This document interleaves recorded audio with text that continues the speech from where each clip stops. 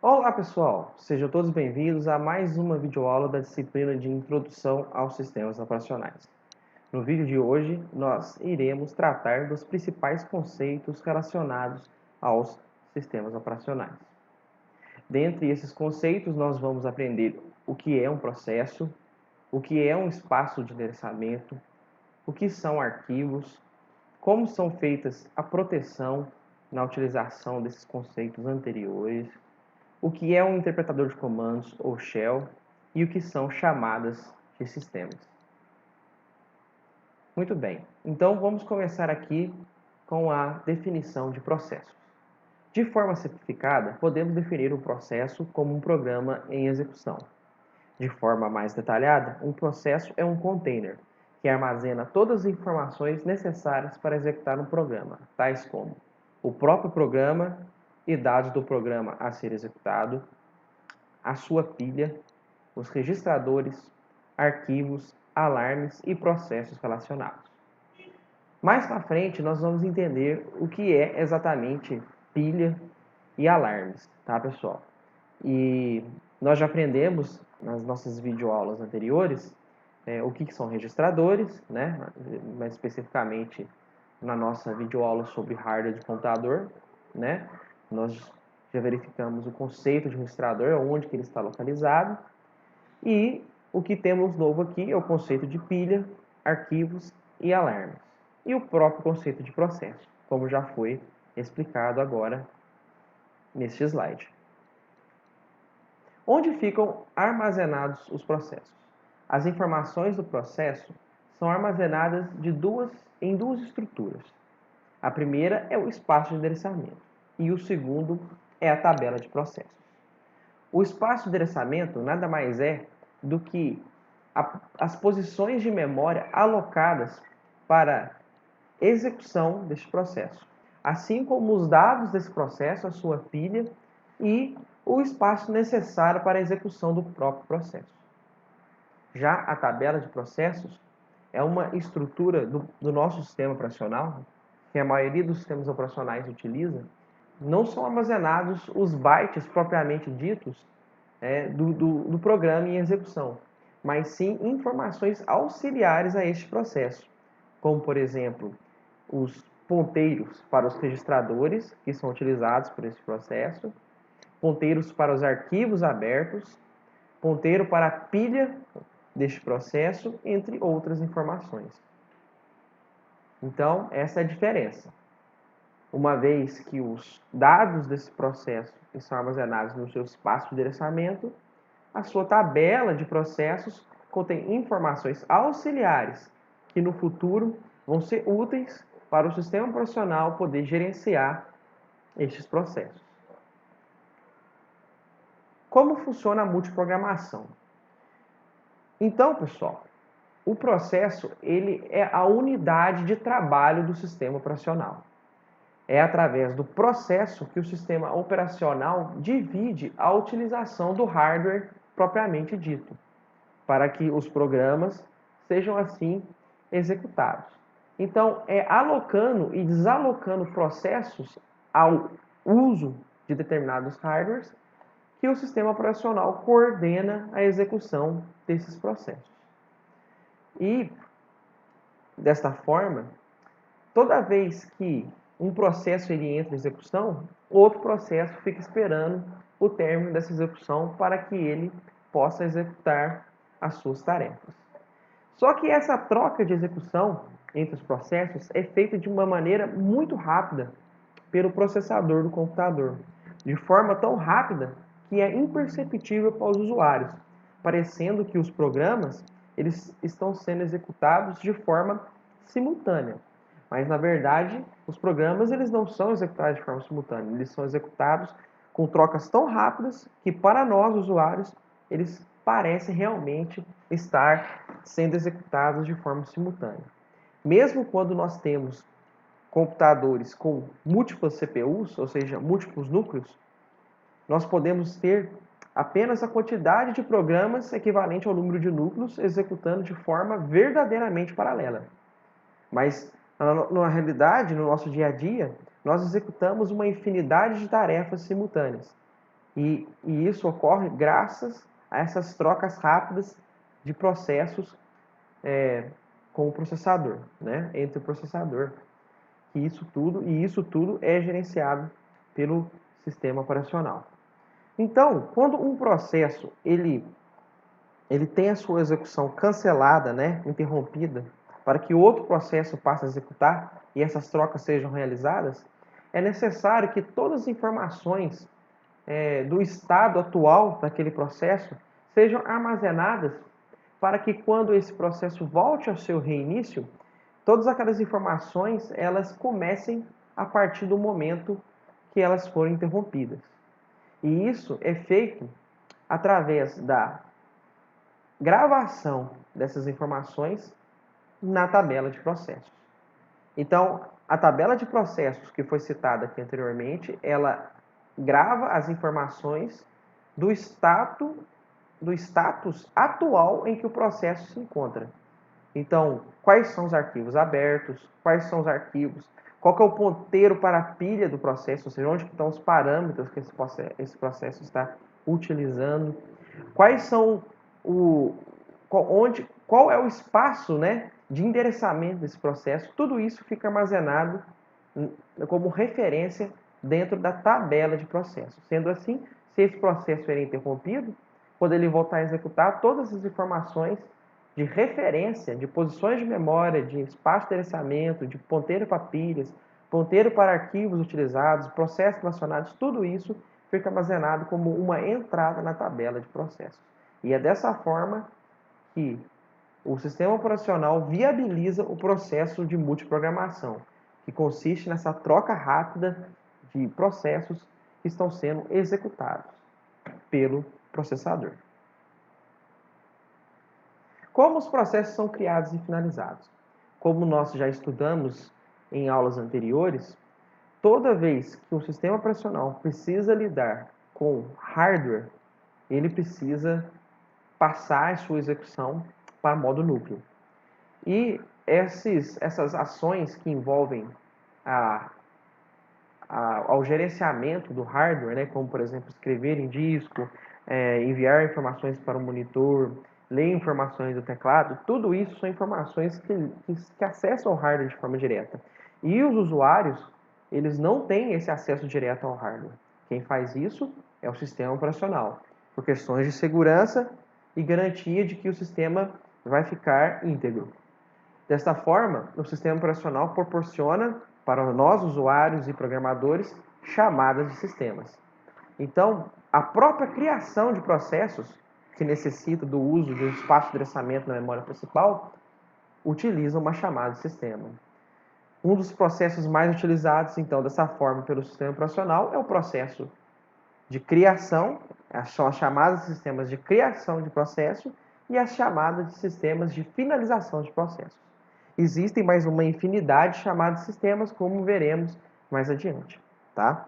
Então, por exemplo, quando utilizamos um terminal para compilar um programa que vocês estão desenvolvendo, por exemplo, lá na disciplina de linguagem de programação ou na disciplina de lógica de programação, toda vez que vocês usam um terminal para compilar um programa, o terminal, que também é um programa, ele faz uma chamada de sistema para a criação de um novo processo, que é, por exemplo, iniciar o compilador. Quando o processo de compilação termina, o próprio processo que foi criado, ou seja, o próprio compilador, ele faz uma chamada de sistema para ele se autofinalizar, ou seja, ele terminar a sua execução. Então, as chamadas de sistemas são frequentemente utilizadas, né, para as mais diversas operações que envolvem o hardware do computador. Como os processos são organizados dentro do sistema operacional? Os processos, pessoal, são organizados, e aqui eu vou falar mais especificamente do Linux, mas muitos sistemas baseados em Linux também, na verdade, todos os sistemas baseados em Linux também funcionam dessa forma. Lá no Windows funciona de forma diferente, mas como nós vamos tratar de sistemas de código aberto, né, que a gente tem condição de enxergar como é que esses sistemas foram criados, nós vamos tratar aqui nossos exemplos sempre falando dos sistemas Unix, tá? Baseados no Unix, ou seja, dos sistemas Linux. Então, no Linux, pessoal, os processos são organizados de forma hierárquica. Todo processo, ele pertence a um processo pai. Então, por exemplo, o terminal, ele tem um processo pai, que é o programa que você clicou, que você utilizou para iniciar o terminal. Depois disso, todo comando que você der no terminal vai ser um novo processo que vai ser filho do terminal.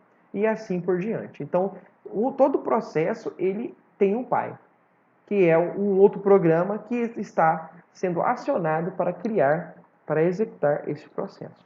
Tá? Então, aqui nós temos o exemplo nessa figura de uma árvore de processos, onde a gente tem um processo A que criou 2 filhos, o B e o C. E o processo B criou 3 filhos, o D, o E e o F. Os processos também, pessoal, podem cooperar para executar tarefas. E essa comunicação entre processos, ela tem um nome bem sugestivo que é comunicação entre processos. E nós veremos mais à frente como essa comunicação é feita pelo sistema operacional.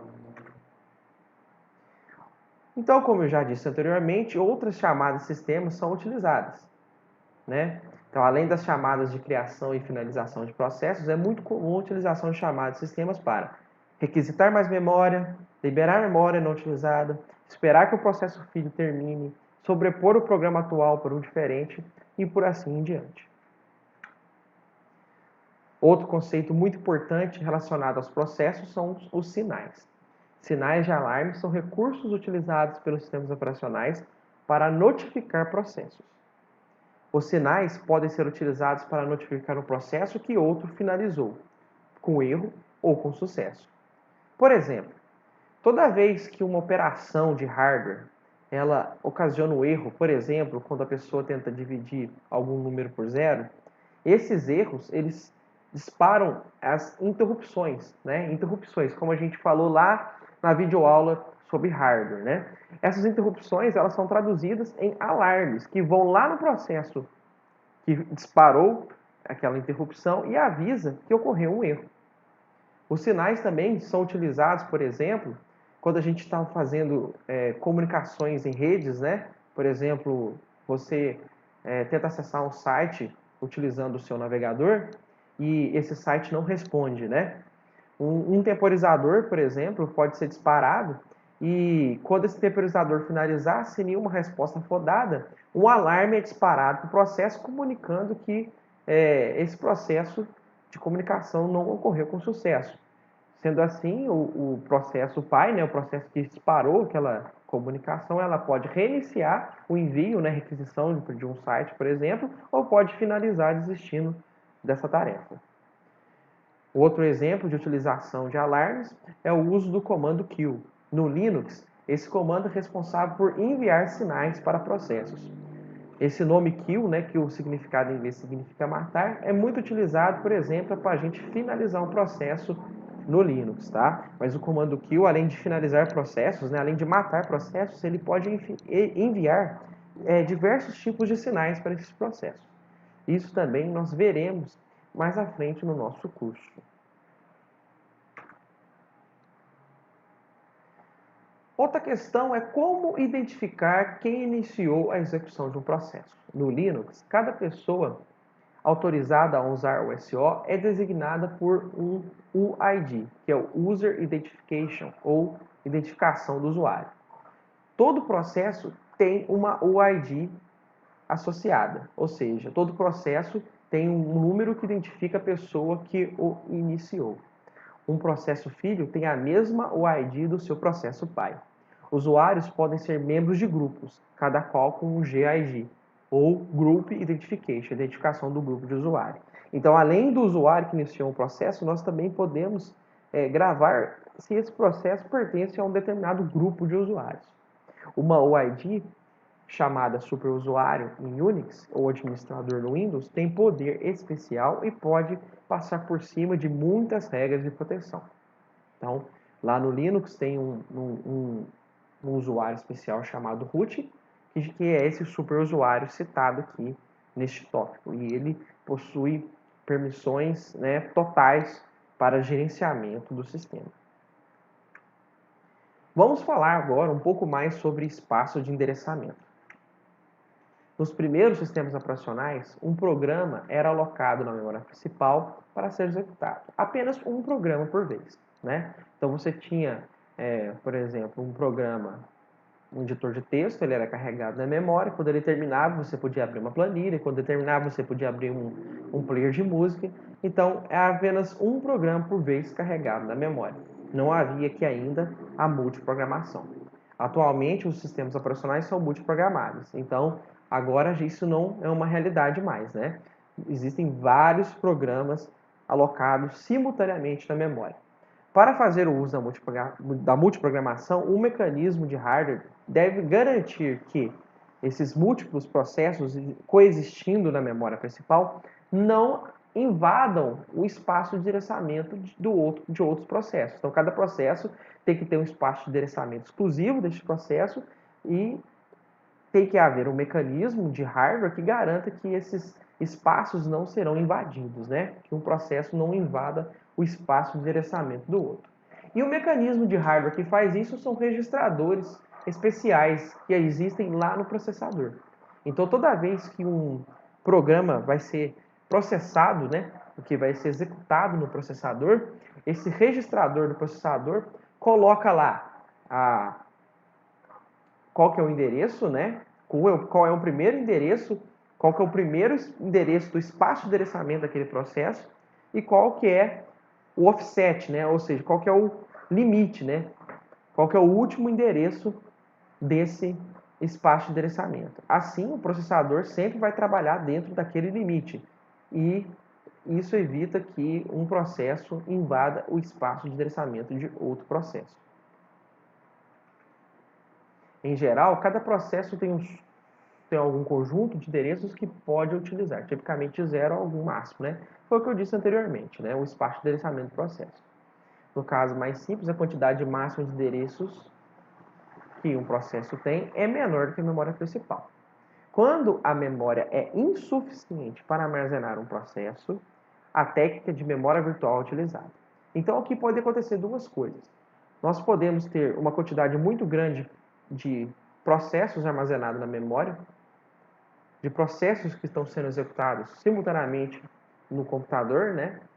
Só que quando essa quantidade de processos ele tem uma quantidade de bytes maior do que a quantidade de bytes disponível na memória principal, não é possível nós colocarmos todos eles simultaneamente na memória principal. E aí, uma memória virtual é criada pelo sistema operacional, utilizando essa técnica de memória virtual. A memória virtual consiste nada mais do que criar uma memória fictícia, uma memória que tem como objetivo parecer a memória principal, a memória RAM do computador, mas na verdade ela mapeia partes de um programa na memória principal e as partes do programa que não estão sendo utilizadas no disco. Quando a parte que está no disco é requisitada para processamento, as partes não utilizadas são mandadas para o disco, são trocadas para a memória principal. E assim o processador consegue acessar diretamente a memória principal de forma mais rápida do que acessando o disco. Então essas trocas de partes do programa ou de programas, né, entre o disco e a memória principal de forma imperceptível ao usuário é possível graças a técnicas de memória virtual. O livro do Tannenbaum e os outros livros do Silverchair têm capítulos exclusivos para explicar o funcionamento detalhado das técnicas de memória virtual. Por agora, basta vocês entenderem que a memória virtual, né, tem como objetivo causar a impressão de uma memória principal maior do que a realmente existente, mapeando partes do programa na memória principal e partes do programa no disco rígido. Normalmente, o espaço de endereçamento dos computadores atuais possui 32 ou 64 bits, que é justamente, pessoal, o tamanho máximo de um registrador lá do processador. Se o número máximo que eu posso armazenar no registrador é um número de 64 bits, então esse é o espaço máximo que eu tenho de mapeamento, de poder de mapeamento de espaço de endereçamento na memória principal. Lembre-se que é lá na memória, é lá no registrador que nós colocamos, né, quais são os endereços, ou seja, qual é o espaço de endereçamento de um processo, né? Então, esse tamanho aqui de 2 elevado a 64 e 2 elevado a 32 é um limite físico, né, que nós temos para nós endereçarmos os nossos processos, para nós criarmos o espaço de endereçamento dos nossos processos. Como o vídeo está ficando muito longo, eu vou continuar o conteúdo dessa videoaula em uma segunda parte, tá bom? Então, conto com vocês na segunda parte do nosso vídeo. Tchau!